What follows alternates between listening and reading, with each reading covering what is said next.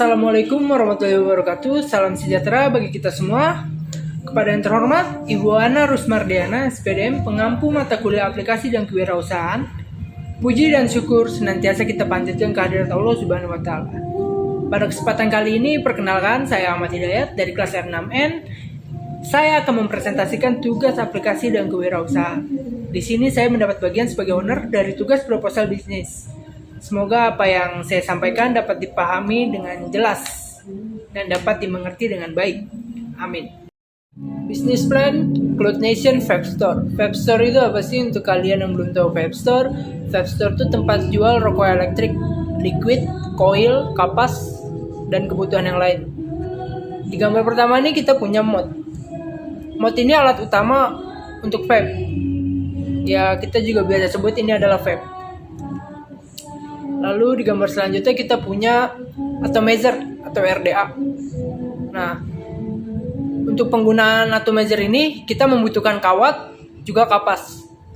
Nah, ini jadi mereka sinkron nih. Kalau nggak ada kapas, nggak ada kawat, atomizernya nggak bisa dipakai. Jadi untuk versi simple bisa pakai yang tank. Ini gambar yang di bawah. Nah, dia lebih simple karena coilnya udah jadi bawaan pabrik, jadi tinggal plug in aja, siap dipakai. Dan ini ada baterai juga, baterai sangat kita butuhkan.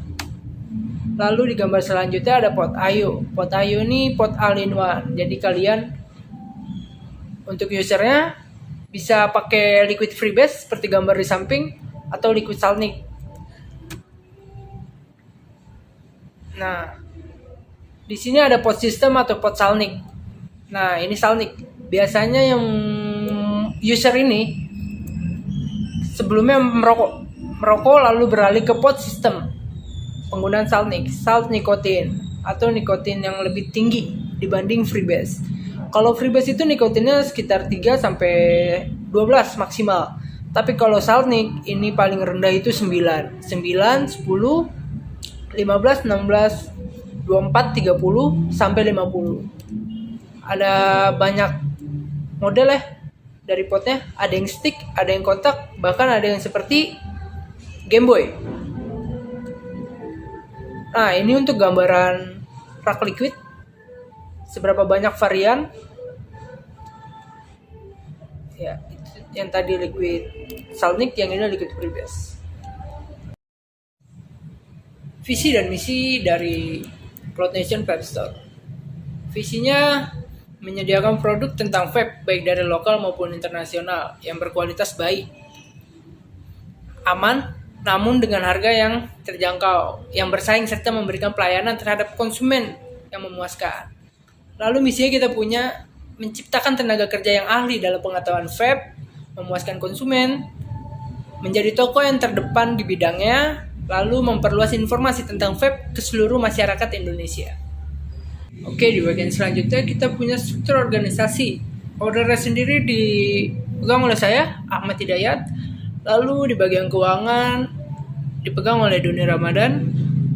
Kemudian bagian pemasaran dipegang oleh Ibra Ramadan, dan bagian produksi dipegang oleh Fikradi Pramadana. Lalu kita punya Pak Purista yang menjaga dan memberi info-info untuk para user di Vape Store.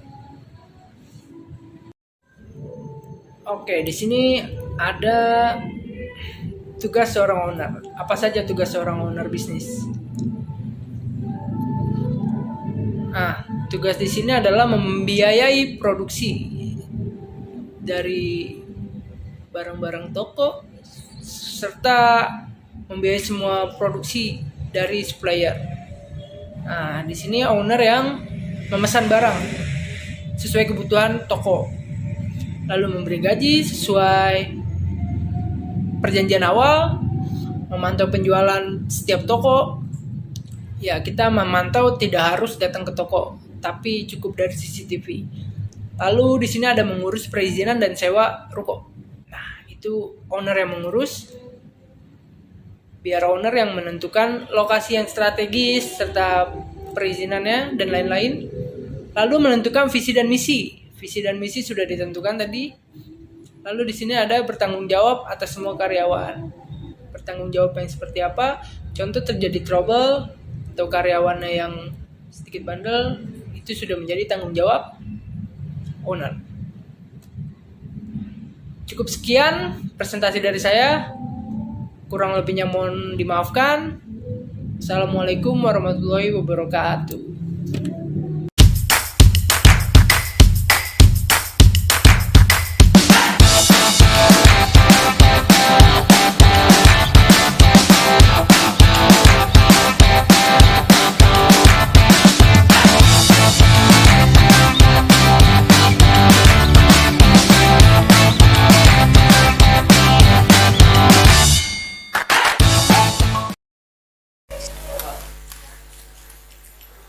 Assalamualaikum warahmatullahi wabarakatuh. Salam damai bagi kita semua. Kepada yang terhormat Ibu Ana Rusmardiana, SPDM, selaku dosen aplikasi kewirausahaan. Puji dan syukur senantiasa kita panjatkan kehadirat Allah Subhanahu wa Ta'ala. Lantaran kelimpahan kasih dan anugerah, saya bisa membuat video presentasi ini dalam kondisi yang sehat tanpa ada kekurangan. Shalawat salam kami curahkan kepada junjungan Nabi besar Muhammad SAW yang menuntun kita ke jalan yang benar, aman serta barokah. Pada kesempatan kali ini, perkenalkan, nama saya Muhammad Ibra Ramadan dari kelas R6N. Saya akan mempresentasikan tugas aplikasi kewirausahaan, yaitu lebih tepatnya sebagai pelengkap dari tugas proposal bisnis.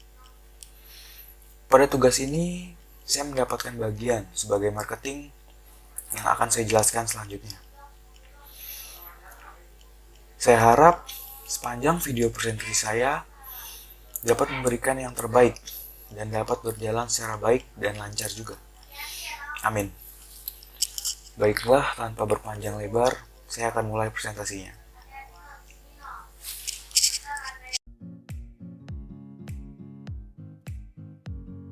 Baik, proposal bisnis saya beri judul yaitu Cloud Nation Vibe Store.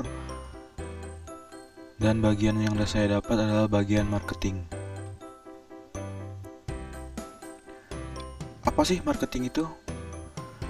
Marketing adalah serangkaian kegiatan untuk memenuhi kegiatan kebutuhan dan kepuasan konsumen, baik dengan cara memproduksi, kemudian memberi harga, mempromosikan kepada konsumen sehingga terjadilah penjualan.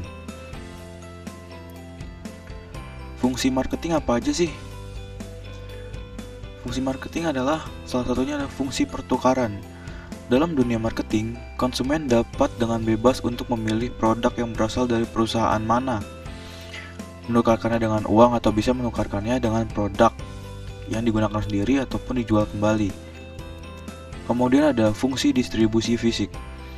Fungsi distribusi fisik itu ada 3, yaitu fungsi distribusi produk yang dilakukan dengan cara memindahkan produk, dengan cara mengangkut dan menyimpan produk.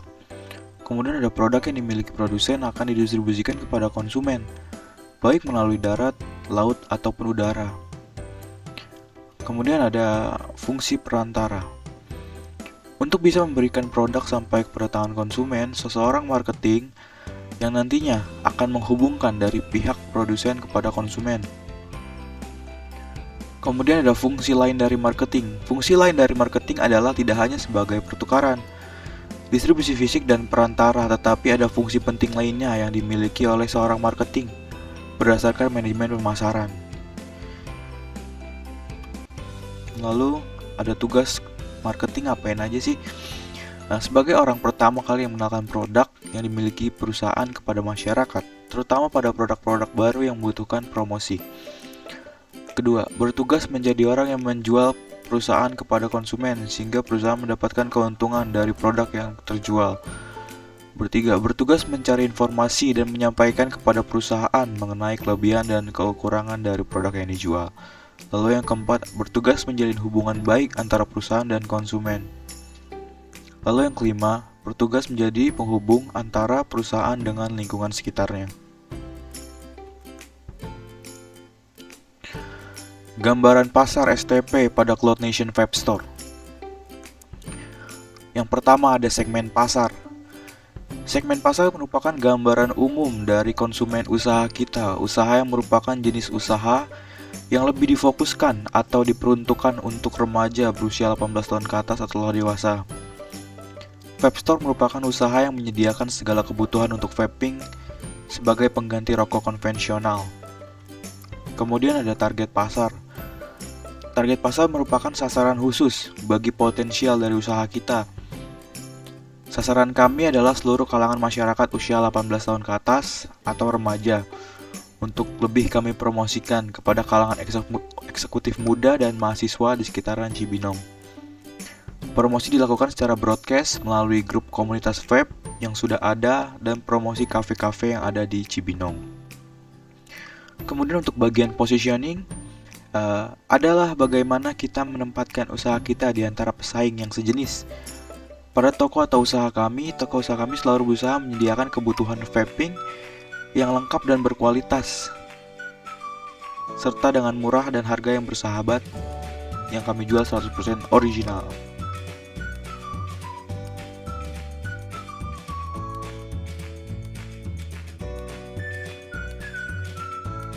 Kemudian, strategi pemasaran perusahaan dan pesaing pada Cloud Nation Vape Store. Yang pertama ada produk.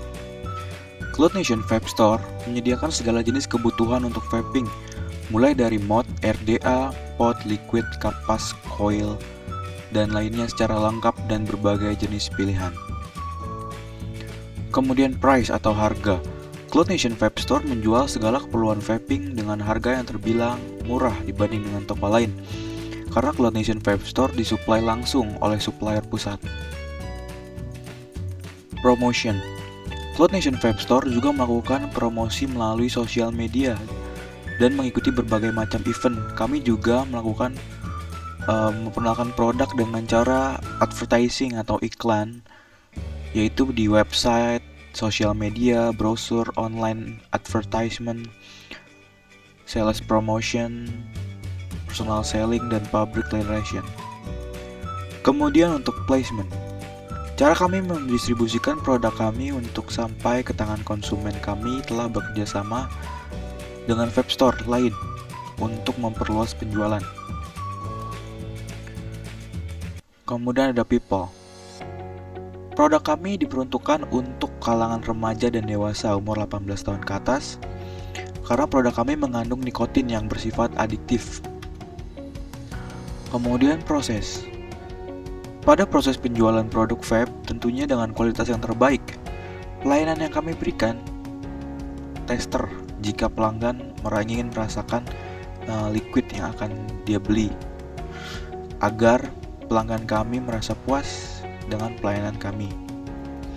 Kemudian untuk physical evidence, pada toko kami telah menyediakan berbagai macam bentuk tester liquid serta display mod dan pot terbaru, agar pelanggan kami dapat melihat kondisi dan model pot atau mod yang ingin dia beli. Kemudian pada strategi marketing juga mempengaruhi berkembangnya usaha ini. Strategi marketing yang akan dilakukan adalah dengan lebih memasarkan usaha ini dengan membuat brosur, poster, flyer yang akan lebih dipasarkan kepada masyarakat umum. Mempromosikan melalui jaringan sosial internet guna untuk memperkenalkan produk ini ke masyarakat luas. Marketing menjadi salah satu strategi yang dapat meningkatkan pengembangan dan ekspansi perusahaan. Dalam memasarkan produk ini dapat dilakukan secara online dengan fasilitas internet seperti Instagram, Facebook, Twitter, website, dan sarana internet lainnya yang mendukung pemasaran ini. Untuk strategi keuangan, dalam mengembangkan usaha kami menambahkan beberapa armada demi guna untuk mengembangkan usaha dengan modal sendiri yang telah didapat dari keuntungan yang selama ini didapat. Dengan pemanfaatan kas yang baik akan meningkatkan perkembangan dan berekspansi dalam bidang usaha ini.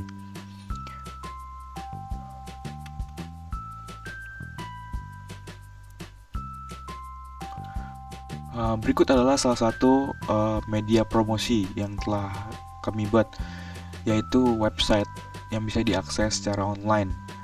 Tampilan website kami adalah sebagai berikut. Ada halaman home, ada halaman about, Kemudian ada halaman produk, galeri yang menampilkan berbagai macam produk kami dengan tujuan agar pelanggan lebih paham dengan apa yang akan mereka beli. Berikut adalah tampilan-tampilannya.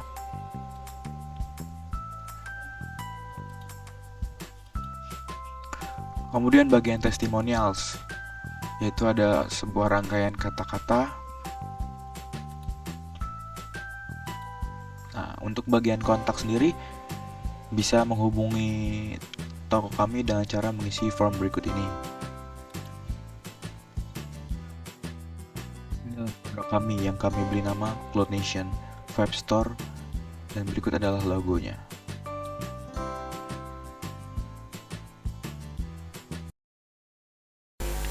Sekian presentasi saya.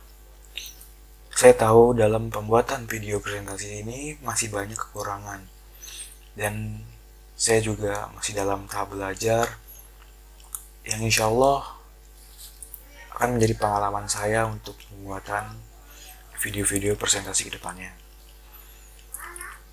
Jika ada kesalahan kata, mohon dimaafkan. Kurang lebihnya mohon maaf. Wassalamualaikum warahmatullahi wabarakatuh.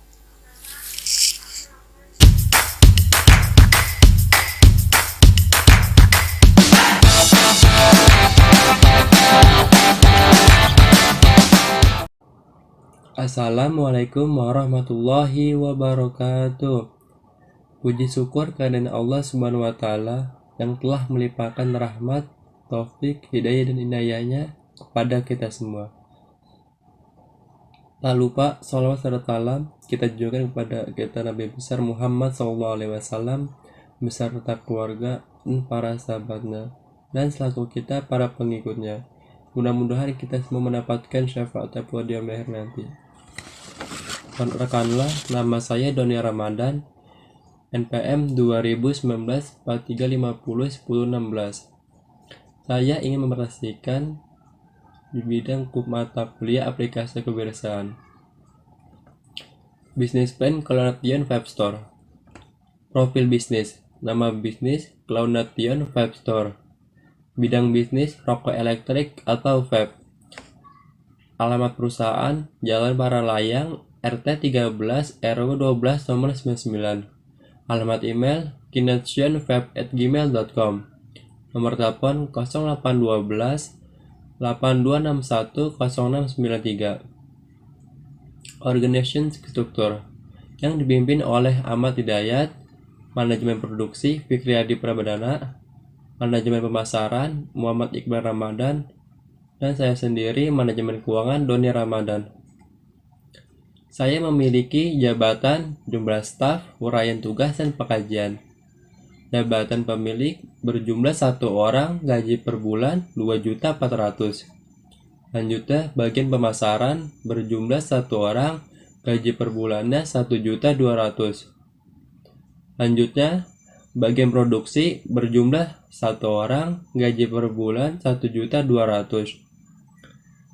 Lanjutnya, bagian keuangan berjumlah 1 orang, gaji per bulan 1.200.000. Total gaji keseluruhan adalah 6 juta rupiah. Selanjutnya, inventaris kantor dan suplai kantor. Inventaris kantor untuk barang yang umur produknya lebih dari 1 tahun. Inventaris satu perangkat kerja seperti 1 tablet bermerek Apple, jumlah unit 1 seharga 2.900.000 rupiah. Kedua, printer bermerek Asus, jumlah unit 1 seharga 350.000. Ketiga, komputer bermerek Rakitan, jumlah unit 1 seharga 4.500.000 rupiah. Dan terakhir, printer thermal Canon Selfie CP1200, jumlah unit 1 seharga 240.000. Total inventaris kantor sebesar 7.990.000 rupiah. Suplai kantor merupakan biaya untuk menunjang administratif seperti ATK umum ekonomi 1 tahun atau kurang. Jenis biaya suplai kantor: 1. ATK, pulpen dan segala macamnya. Total biaya per tahun 200.000. 2. Buku agenda. Total biaya per tahun 190.000. Jadi total suplai kantor sebesar 319.000. Pemasangan sarana penunjang. Jenis biaya. 1. Pemasangan instalasi listrik. Jumlah biaya 600.000 per bulan. Kedua, pemasangan instalasi air pump. Jumlah biaya 750.000 rupiah. Ketiga, pemasangan instalasi telepon. Jumlah biaya 250.000 per bulan. 4. Pemasangan instalasi internet. Jumlah biaya 250.000 per bulan. Dan lain-lain. Jumlah biaya sebesar 4 juta rupiah. Total biaya pemasangan sarana penunjang adalah 5.850.000 rupiah. Biaya umum usaha atau pabrik. Jenis biaya umum usaha atau pabrik. Pertama, pemeliharaan komputer dan peralatan. Jumlah biaya per tahun 4 juta rupiah. Kedua, suku cadang komputer dan sebagainya. Jumlah biaya per tahun 6 juta rupiah. Ketiga, rekening listrik, air, telepon. Jumlah biaya per tahun 82 juta rupiah. Keempat, pemeliharaan bangunan. Jumlah biaya per tahun 6 juta rupiah. Total biaya keseluruhan umum usaha atau pabrik per tahun adalah 98 juta rupiah. Selanjutnya, sumber pendanaan. Berikut adalah data keuangannya, bisa dilihat pada tabel di samping. B. Kebutuhan pembiayaan atau modal investasi. Uraian. A. Sewa ruko banyaknya 8 kali 10 meter. Harga per unitnya 24 juta per tahun. B. Peralatan seperti etalase banyaknya 1, harga per unit 500.000. Kedua, meja banyaknya 1, harga per unit 250.000. 3. Kursi banyaknya 1, harga per unit 200.000. C. Peralatan kantor seperti komputer banyaknya 1, seharga per unit 3.500.000. 2. Tablet banyaknya 1, harga per unit 2.900.000 rupiah. Ketiga, printer banyaknya 1, harga per unit 350.000 rupiah. 4. Printer thermal banyaknya 1, harga per unit 240.000 rupiah. 5. Pulpen banyaknya 1 pak, harga per unit 18.000 rupiah. 6. Krasa 4 banyaknya 1 rim, harganya 40.000 rupiah. 7. Kertas truk banyaknya 3 roll, seharga 7.000 rupiah. D. Infrastruktur banyaknya 5, harga per unit 500.000. E. Biaya operasi banyaknya 3, harga per unit 500.000. Jadi total keseluruhan kebutuhan pembiayaan atau modal investasi sebesar 36.019.000 rupiah. C. Kebutuhan pembiayaan atau modal kerja. Uraian. A. Bahan baku berjumlah 2 juta rupiah. B. Persediaan bahan berjumlah 1.500.000. C. Produk dalam proses 500.000 rupiah. D. Piutang berjumlah 3.500.000.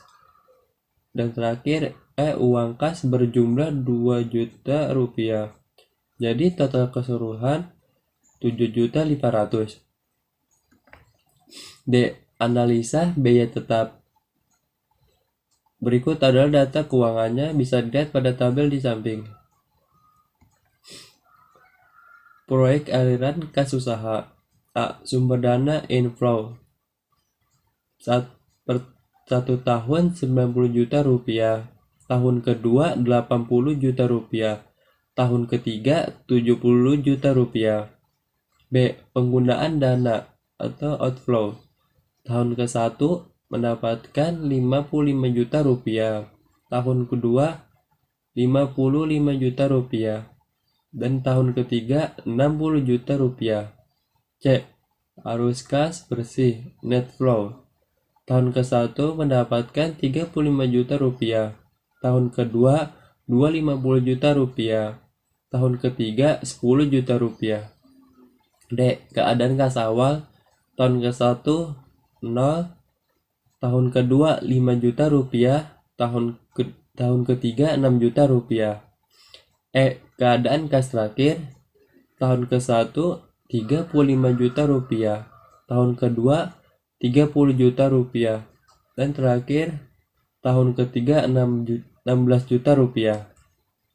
Sekian dari presentasi saya. Mohon maaf bila ada salah kata. Wassalamualaikum warahmatullahi wabarakatuh. Assalamualaikum warahmatullahi wabarakatuh. Perkenalkan, nama saya Fikri Pramadana dari kelas R6N dengan NPM 2019-4350-1051. Di sini saya akan sedikit menjelaskan tentang bisnis yang tengah saya jalani bersama rekan-rekan saya dari awal tahun 2022 sampai sekarang. Bisnis yang menjalani tentang vape atau rokok elektrik. Di sini bisnis yang kami jalani itu menjual berupa mod, pot, liquid, coil, dan lain-lain yang diperlukan untuk vape atau pot di dalam rokok elektrik.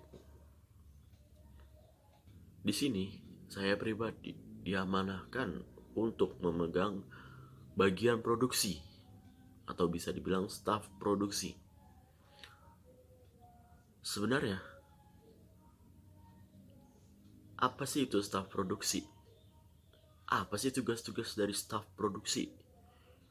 Apa sih tugas dan pokok fungsi dari staf produksi serta tanggung jawab dari staf produksi itu apa? Di sini saya akan menjelaskan sedikit tentang pengetahuan saya tentang staf produksi itu apa.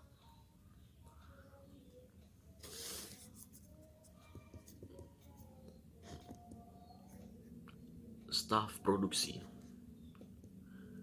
Staf memiliki banyak arti.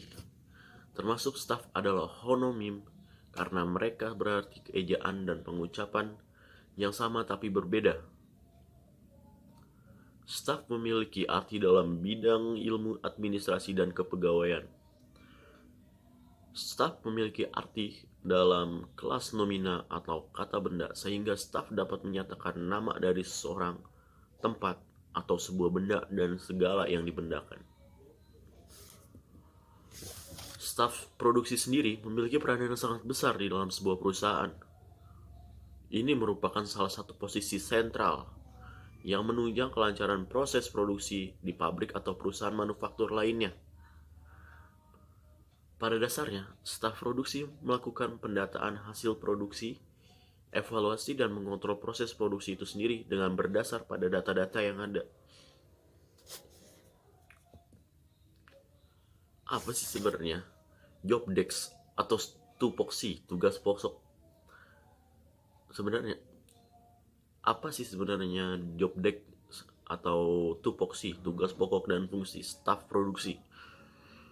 Di sini kita akan membahas sedikit tentang job desk dari staf produksi. Tugas pertama dari seorang staf produksi adalah mengumpulkan data hasil produksi. Tentu saja staf tidak mengumpulkannya sendiri, melainkan secara terorganisir dengan mengadakan pegawai yang ada di bawah mereka. Biasanya, para staf akan mengumpulkan laporan dari pegawai. Laporan yang diberikan juga mencakup banyak hal, dari mulai target produksi, total hasil produksi, stok barang, pekerja yang berpartisipasi atau pekerja yang bekerja di perusahaan tersebut. Nama laporan ini sendiri berbeda-beda. Ada yang menamainya LPP atau lembar proses produksi. Ada juga DR atau daily report dan hari lain-lain. Biasanya sih laporan seperti ini tuh dilakukan per hari seperti daily report. Seperti kayak diary, ada kejadian apa hari ini, ada hal apa hari ini gitu. Semua dicatat. Kedua, memproses data. Berkas laporan yang berhasil dikumpulkan kemudian diproses oleh staf produksi. Di sini, staf produksi akan menginput semua data yang berhasil dikumpulkan ke komputer. Cara inputnya tentu saja berbeda-beda. Ada yang menggunakan Excel, Accelera, Word juga bisa, dan berbagai jenis software lainnya, sesuai kebutuhan dari perusahaan tersebut. Tidak hanya melakukan entry data atau input data saja, tugas staf produksi selanjutnya adalah menghitung efektivitas kerja sumber daya manusia. Nah, di sini kita menghitung efektivitas kerja sumber daya manusia.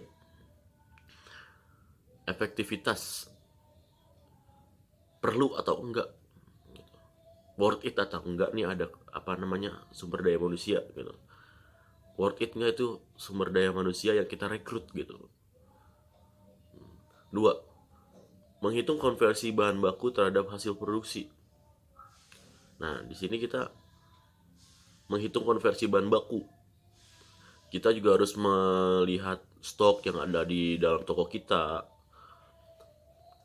Kita lihat barang yang kita jual, bagaimana pendapatannya, apa pendapatan yang ada sama dengan barang yang ada gitu, barang yang keluar. Nah, seperti itu.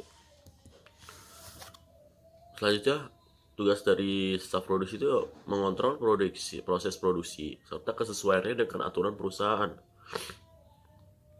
Staf produksi juga memiliki tugas untuk melakukan kontrol penuh terhadap proses produksi yang berlangsung di perusahaan.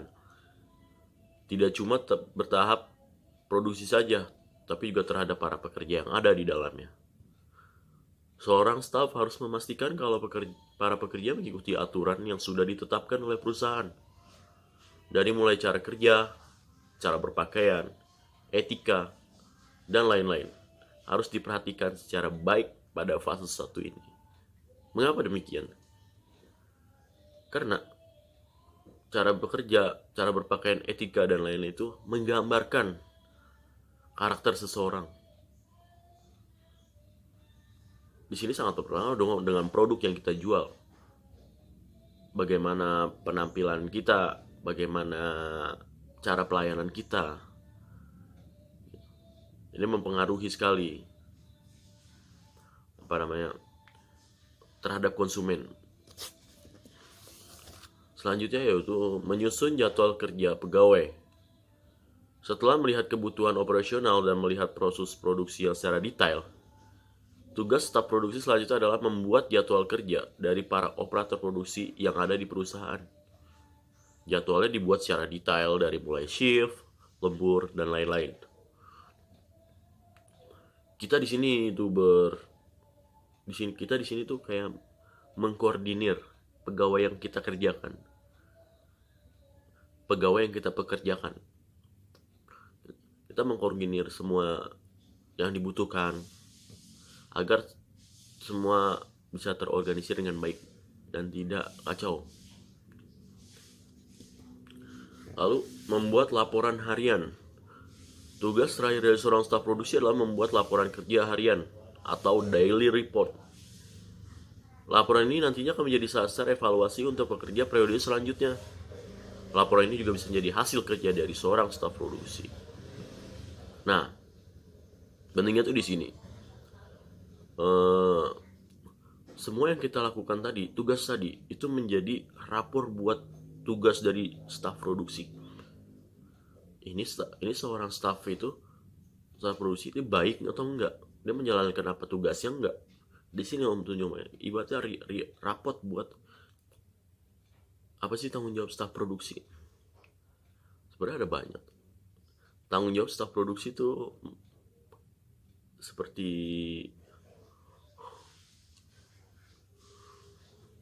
apa sih sebenarnya tanggung jawab staf produksi? Dengan mengacu pada tugas-tugasnya di atas, tentu saja ada beberapa tanggung jawab yang wajib diemban oleh staf produksi. Berikut ini tanggung jawabnya tersebut. 1. Memastikan data hasil produksi terkumpul sesuai waktu yang ditentukan. Nah, jadi kita di sini tuh memastikan data hasil produksi terkumpul sesuai waktu yang ditentukan. Semacam deadline.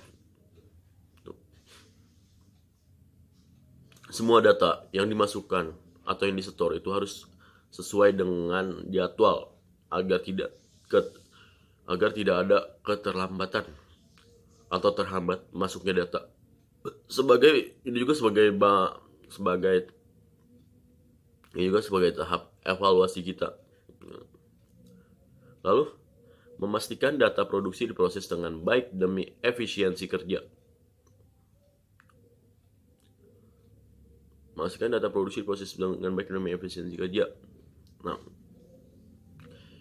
juga sebagai efisiensi, memastikan data produksi diproses dengan baik demi efisiensi kerja.